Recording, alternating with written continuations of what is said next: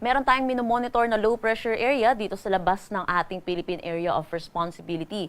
Ito ay huling namataan sa layong 1,350 kilometers east ng northeastern Mindanao. Sa ngayon po, mataas na yung tsansa nito na maging isang ganap na bagyo within the next 24 hours at posible din pumasok ng ating PAR ngayong araw. Pag naging bagyo po, ito po yung pangalawang bagyo po natin at tatawagin natin itong Basyang. Dito sa Luzon, dulot ng northeast monsoon, makakaranas ng maulap na papawirin na may mahihinang pag-ulan dito sa may Batanes at Babuyan Islands. Para naman sa Metro Manila at nalalabing bahagi ng Luzon, makakaranas tayo ng bahagya hanggang sa maulap na papawirin na may mga isolated light rains.